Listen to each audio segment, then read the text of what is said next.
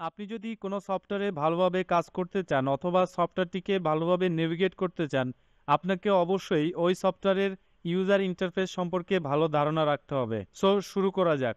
প্রথমে আমরা দেখতে পাচ্ছি বাম পাশে উপরে একটি আইকন দেখাচ্ছে, যেটি অটোক্যাডের আইকন। আমরা এই ড্রপডাউনে ক্লিক করলে কিছু অপশন দেখতে পাচ্ছি, যেগুলো নিউ, অফেন, সেভ, সেভেস এই রিলেটেড। তার মানে এগুলো বাই ডিফল্ট দেওয়া আছে ফাইলগুলোকে নিয়ে কাজ করার জন্য। আমরা মাইক্রোসফট অফিসের ক্ষেত্রে কিছু অপশন দেখতে পাই এই ফাইলকে নিয়ে কাজ করার জন্য, ঠিক সেই অপশনগুলোই এখানে দেওয়া আছে। আমরা উপরে দেখতে পাচ্ছি recent documents and often document. Recent ডকুমেন্টে ক্লিক করলে আমরা রিসেন্টলি যেই ফাইল নিয়ে কাজ করেছি সেগুলো এখানে দেখাবে। আর আমরা যদি অফেন ডকুমেন্টে ক্লিক করি তাহলে আমাদের এখানে ফাইল ট্যাবের মধ্যে যেই ফাইলগুলো অফেন আছে সেগুলো আমাদেরকে দেখাবে। আমরা যদি রিসেন্ট ডকুমেন্টগুলোকে শর্ট করতে চাই, সাইজের উপরে ডিপেন্ড করে অথবা টাইপের উপরে ডিপেন্ড করে, তাহলে এখান থেকে করব। আমরা এখান থেকে এগুলোকে বিভিন্নভাবে দেখতে পাবো, যেটা অ্যাকচুয়ালি বোঝা যাচ্ছে কিভাবে আমরা দেখব। তার নিচে আমরা দেখতে পাচ্ছি এখানে অপশন এবং এক্সিস্ট, অটোডেস্ক, অটোক্যাড 2019 অপশনে ক্লিক করলে আমরা অটোক্যাডের টোটাল অপশনটা খুঁজে পাবো। অর্থাৎ অটোক্যাডের বিভিন্ন সেটিং নিয়ে কাজ করার জন্য অপশনটাকে আমরা ইউজ করে থাকব।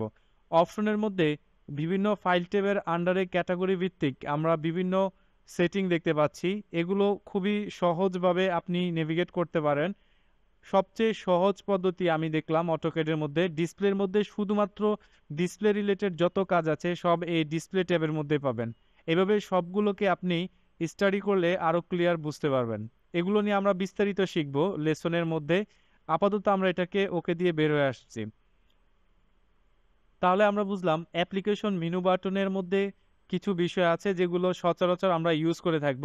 এখানে আমরা ফিনাফ করে রেখেছি। গত লেসনে আমরা দেখেছি যে ফাইলগুলোকে আমরা ফিনাফ করতে চাই সেগুলো এখানে ফিনাফ করে রাখবো। আমরা অ্যাপ্লিকেশন মেনু বাটনের পরেই দেখতে পাচ্ছি যে কুইক অ্যাক্সেস টুলবার। কুইক অর্থ দ্রুত, অ্যাক্সেস মানে প্রবেশ করা, টুলবার মানে হচ্ছে টুলবারের মধ্যে। অর্থাৎ টুলবার মানে হচ্ছে যেখানে অনেকগুলো টুল একত্রিত করা আছে। ঠিক এই কুইক অ্যাক্সেস টুলবারের এখানে আমরা ক্লিক করলে দেখতে পাবো কাস্টমাইজ কুইক অ্যাক্সেস টুলবার। আমরা কুইক অ্যাক্সেস টুলবারের মধ্যে যেই টুলগুলোর আইকন দেখতে পাচ্ছি এগুলো আমরা ক্লিক করার মাধ্যমে ইউজ করতে পারবো।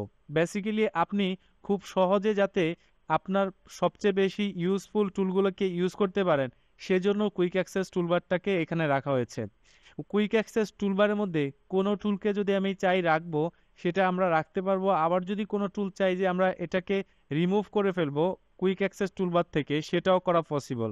সেটা করার জন্য আমরা যেই টুলটাকে চাচ্ছি রিমুভ করতে সেটাকে রাইট বাটন ক্লিক করলেই আমরা দেখতে পাচ্ছি remove from quick access toolbar. আমরা যদি এখন রিমুভ করে দিই তাহলে এই টুলবার থেকে এই টুলটিকে রিমুভ করে ফেলবে। আবার যদি আমরা কোনো টুলস এই কুইক অ্যাক্সেস টুলবারে অ্যাড করতে চাই সেক্ষেত্রে আমরা ওই টুলসের মধ্যে রাইট বাটন ক্লিক করে অ্যাড টু কুইক অ্যাক্সেস টুলবারে ক্লিক করলেই সেটা অ্যাড হয়ে যাবে। সো আমরা এইভাবে যে কোনো টুলকে অ্যাড করতে পারবো অথবা যে কোনো টুলকে আবার রিমুভ করে ফেলতে পারবো। আমরা এখানে দেখতে পাচ্ছি ওয়ার্ক স্পেস। ওয়ার্ক স্পেস এক ধরনের টুলস। ওয়ার্ক স্পেসের মাধ্যমে আমরা ওয়ার্ক স্পেসগুলোকে সুইচিং করে নেব। আমরা এখানে ক্লিক করলেই দেখতে পাচ্ছি কাস্টমাইজ কুইক অ্যাক্সেস টুলবার। আমাদের এখানে একটি সেপারেটর দেওয়া আছে এই শিট সেট ম্যানেজারের নিচেই। এই সেপারেটর থেকে উপরের দিকে যেই টুলগুলো দেখতে পাচ্ছেন বাই ডিফল্ট এগুলোকে কুইক অ্যাক্সেস টুলবারের আন্ডারে রাখা হয়েছে। আপনি এখান থেকে আনচেক করে দিলে যেটাকে আনচেক করবেন সেটা কুইক অ্যাক্সেস টুলবার থেকে রিমুভ হয়ে যাবে। আবার যদি নিয়ে আসতে চাই আমরা জাস্ট আবারও এটাকে চেক করে দিলেই সেটা চলে আসবে। আমরা কুইক অ্যাক্সেস টুলবারের মধ্যে ক্লিক করলে এখানে দেখতে পাচ্ছি কাস্টমাইজ কুইক অ্যাক্সেস টুলবারে শো বিলো দ্য রিবন। আমরা যদি রিবন ট্যাবসের নিচে দেখতে চাই অর্থাৎ রিবনগুলোর নিচে কুইক অ্যাক্সেস টুলবার দেখতে চাই সেক্ষেত্রে আমরা show below the ribbon use করব। যেহেতু এখন এটা নিচে আছে এবং উপরে জায়গাটা খালি আর এদিকে আমার ওয়ার্ক স্পেসটা কমে যাচ্ছে, দ্যাটস ওয়াই আমরা এটাকে সবসময় শো অ্যাবভ দ্য রিবন দিয়ে রাখবো অর্থাৎ উপরে রাখবো। আমরা জানি যে কোনো সফটওয়্যারের মেনুবার নিয়ে কাজ করতে হয়। যেহেতু আমাদের অটোডেস্ক অটোক্যাডে মেনুবারের কাজগুলোকে রিবনের মাধ্যমে সুন্দরভাবে সাজানো আছে, দ্যাটস ওয়াই আমরা মেনুবারটা সবসময় ইউজ করব না।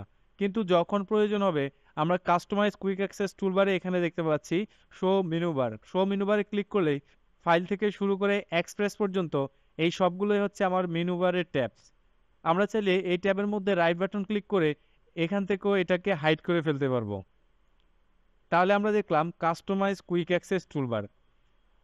আমরা এখানে দেখতে পাচ্ছি Autodesk AutoCAD 2019 drawing 1.dwg।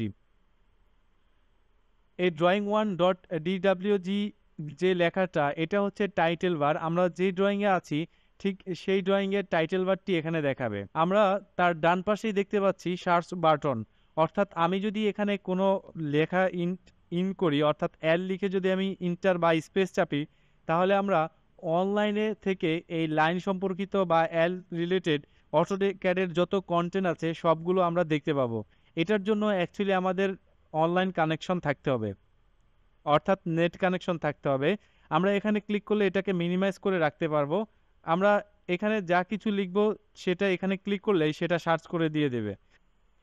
Search বাটনের ঠিক ডান পাশে আমরা দেখতে পাচ্ছি এক্সটার্নাল লিঙ্কস, অর্থাৎ এখান থেকে শুরু করে এই মানুষের আইকন পর্যন্ত এটাকে এক্সটার্নাল লিঙ্কস বলা হয়।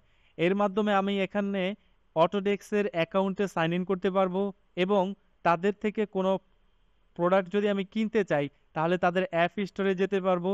এছাড়া তাদের সাথে কানেক্টেড থাকতে পারবো তাদের ফেসবুক পেজ এবং ইউটিউব চ্যানেলের সাথে। এক্সটার্নাল লিঙ্কসের ঠিক ডান পাশে আমরা দেখতে পাচ্ছি কোশ্চেনবোধক সিম্বল আছে এবং এখানে একটি অ্যারো চিহ্ন আছে। এই ড্রপডাউন অ্যারোতে ক্লিক করলেই আমরা এখান থেকে অফলাইন হেল্পটাকে ডাউনলোড করতে পারবো, হেল্প নিতে পারবো। এছাড়া আমরা অ্যাবাউট অটোডেস্ক অটোক্যাড 2019 আমার প্রোডাক্ট সম্পর্কে জানতে পারবো। সো এটা হচ্ছে আমাদের হেল্প বাটন। আমরা হেল্প বাটন থেকে নিচে চলে আসলে দেখতে পাবো হোম থেকে ফিচার অ্যাপ পর্যন্ত এই সবগুলোকে বলা হয় রিবন ট্যাবস, অর্থাৎ একত্রে এগুলোকে বলা হয় রিবন ট্যাবস, কিন্তু ইন্ডিভিজুয়ালি এটা এক একটা রিবন ট্যাব। রিবনের সমার্থক শব্দ হচ্ছে টুলস। যেহেতু আমাদের টুলগুলো এই রিবন ট্যাবগুলোর আন্ডারে আছে, দ্যাটস ওয়াই এগুলোকে বলা হয় রিবন ট্যাবস।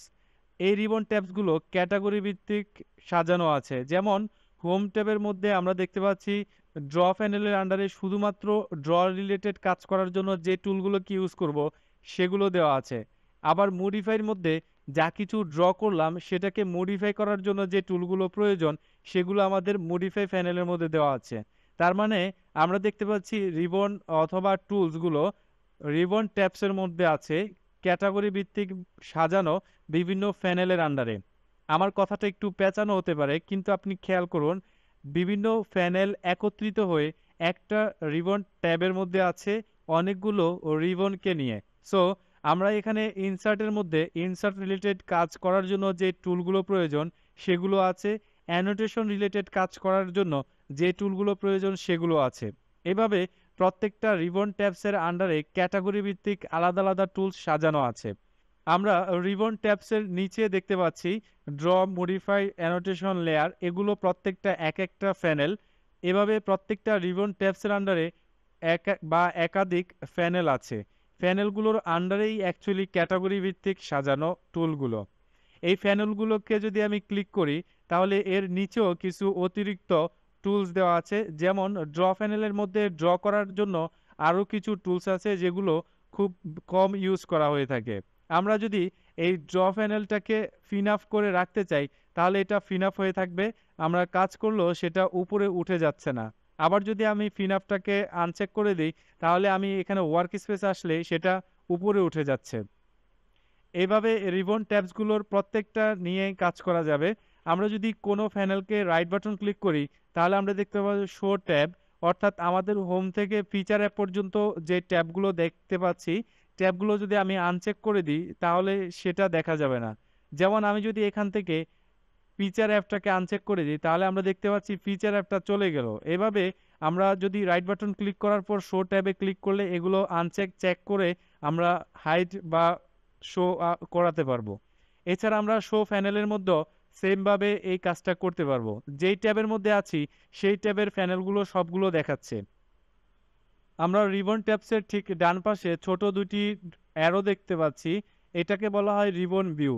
রিবন ভিউর মধ্যে যদি আমি ক্লিক করি তাহলে আমরা ডান পাশেরটাতে ক্লিক করলে দেখতে পাচ্ছি মিনিমাইজ টু ট্যাব। তার মানে ট্যাবের মধ্যে আমার টুলগুলোকে মিনিমাইজ করার জন্য আমরা এটাকে ইউজ করব। Minimise to panel title, minimise to panel bottom.